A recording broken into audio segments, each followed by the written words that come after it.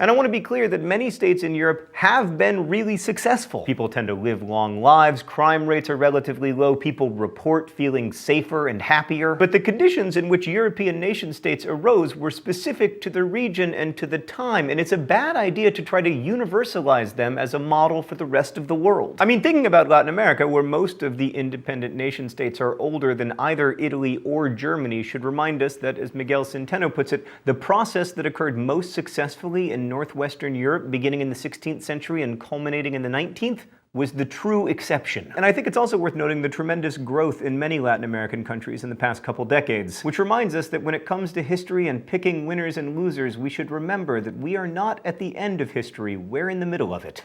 Thanks for watching. I'll see you next week. Crash Course is filmed here in the Chad and Stacy Emigholt studio in Indianapolis. It's made with the help of all of these nice people, and it exists because of your support at Subbable.com. Subbable is a voluntary subscription service that allows you to support Crash Course directly so we can keep it free for everyone forever. Also, you can get great perks, so I want to thank all of our Subbable subscribers. I also want to thank you for watching, especially thanks to the educators who share these videos with your students. And as we say in my hometown, don't forget to be awesome. But for this cycle that we've talked about in the past to work, it has to be a specific kind of war, right? It has to be an international war, a war against a different foreign power. Because civil wars are not good for the economy and also obviously bad for, like, the institution. So I know this will lead to me being accused of Eurocentrism, but if we're going to talk about nation-states in Latin America, we do have to begin in Europe. Specifically, I want to talk about a controversial theory about how nation-states emerge coming from a book called Coercion, Capital, and European States by Charles Tilly. It's a pretty dense book, but the basic theory is that some European states were able to transform themselves into what Tilly calls national states between the 16th and 20th centuries because their rulers were able to develop the coercive institutions, like police and especially the army, that protected their populations from outsiders. And also to protect from internal revolutions. So you have the army that keeps you safe from outside threats, and then the police keeping you safe from inside threats. At the same time, these national states developed the economic institutions to extract revenue to pay for this coercion, which allowed the state to flourish. So the state needs revenue to make its army and police work, and the key to that, of course, is war, or at least the threat of war of the state. Okay, let's go to the thought bubble. So Tilly starts with the highly debatable proposition that war creates states, which then fight wars, which further enhance the power of states.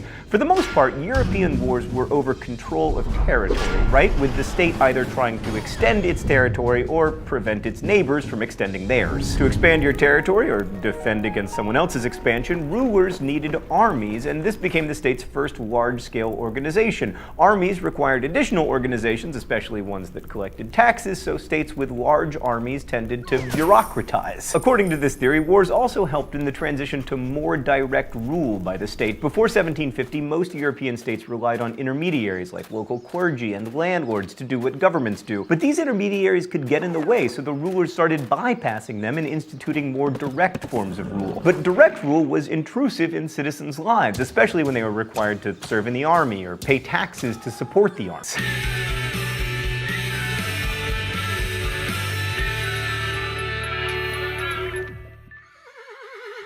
Another reason is geography. Latin America is huge and geographically diverse, but the borders of many of its countries tend to be inhospitable for settlement, and without a lot of people living on the frontiers, there's less opportunity and less reason for conflict. It's the same reason the US hasn't gotten in a war with Canada for like 170 years. There's just nothing up there.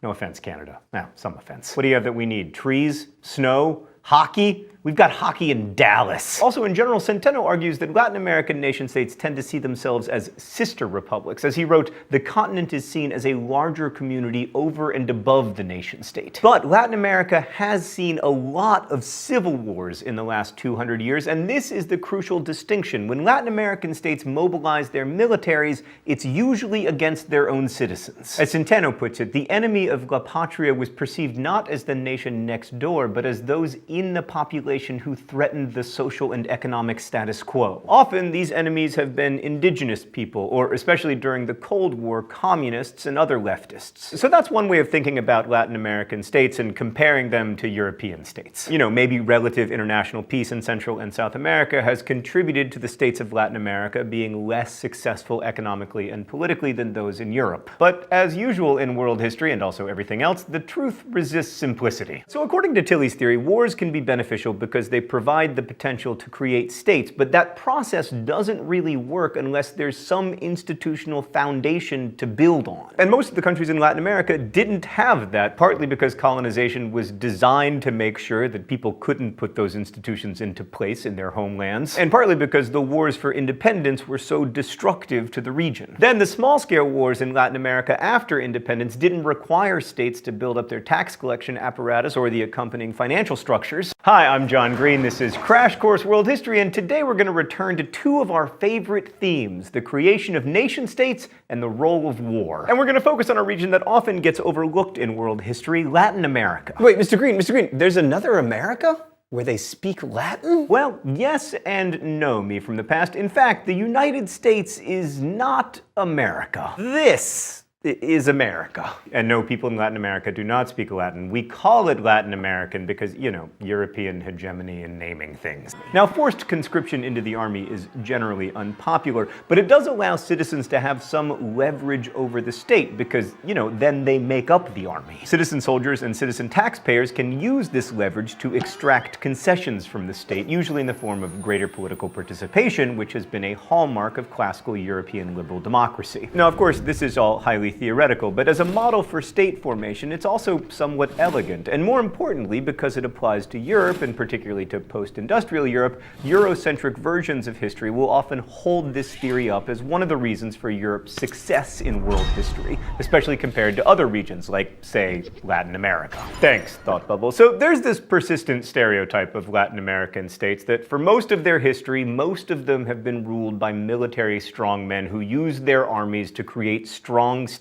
that oppressed the people. And like many of the stereotypical historical narratives we've seen, there's some truth to that picture. But Latin America encompasses a lot of states and has been around for a long time, so generalizations aren't going to apply equally to all places at all times. Like in general, generalizations just don't work that well. And while there is a lot of shared history and culture in Mexico and Central America and South America, it's worth remembering that Venezuela is as far away from Uruguay as Mali is from Romania. So anyway, we've got this stereotype of the strong man ruling these strong Latin American states, but it's not that simple. In his book Blood and Debt, War and the Nation-State in Latin America, historian Miguel Ángel Centeno posits that while Latin America has had more than its share of military regimes, this is a reflection of the weakness of the state. And then goes on to argue that this may be the result of the absence of international wars in Central and South America. I mean, yes, there have been wars between Latin American states, but they've been surprisingly brief and compared with 20th century European wars, not particularly destructive. Part of the reason for that is that while Latin American countries have frequently been ruled by military leaders, they often lack the capacity to raise large numbers of troops and the taxes to pay for them,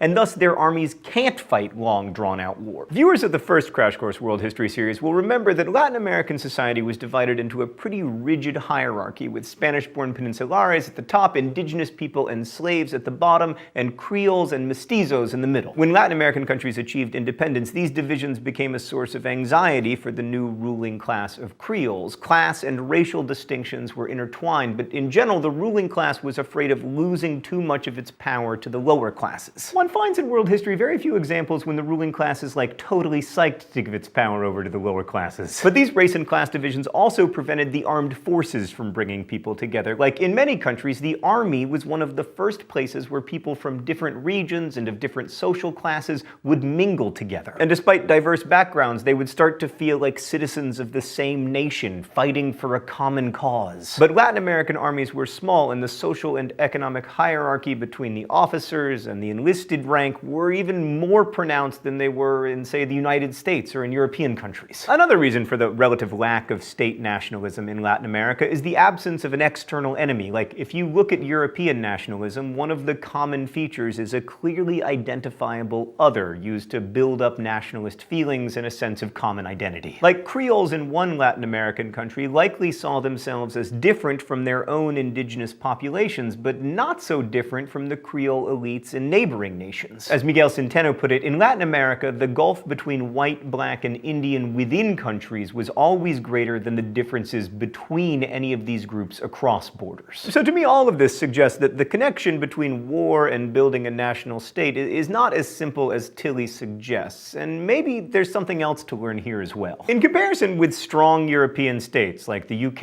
or France or Germany, Latin American countries like Argentina and Peru and Mexico can often appear unstable and violent, like they're failing to provide the main thing that a successful state gives its citizens: safety. But those European states are also a lot richer, and a big part of the reason that they are a lot richer is colonialism. One of the central advantages that European states have over Latin American states is that European states were able to begin their lives by extracting lots and lots of value from Latin America, whereas most Latin American states had to begin their existence with extremely destructive wars for independence. So because after the 19th century most European states became more concerned with providing for the welfare of their citizens than using their security forces against those citizens, and because these states have achieved undeniable economic success along with internal peace, there's a tendency in historical literature to hold them up as the greatest possible example of the nation-state. Because one, they had a steady source of revenue in the form of taxes on the export of commodities, and secondly, if you're just going to have little wars, then you can pay for them with loans from Britain or the United States, which are happy to help, and all they ask in exchange is that the CIA be allowed to run your country, and also that multinational corporations be allowed to extract all of your resources and keep the profits. So because these loans and taxes on trade were available to these states, they didn't have to tax their populations. Now that may seem like a good thing, but taxes, and yes, I know that I'm a huge fan of taxes, I'm biased toward taxes. Taxes are good! Without taxes on individuals, the state didn't have to bargain with its citizens and develop the important bonds between the government and the population that we find in stronger states. Like when a government needs money from its people to function, it kind of has to listen to them. And then there's the oft-cited fact that wars are really good for fostering nationalism, and nationalism can in fact help build a state, as it did in 19th century Germany, which everyone agrees was a great development. Anyway, without a lot of international wars, and especially without a sense of a threatening enemy,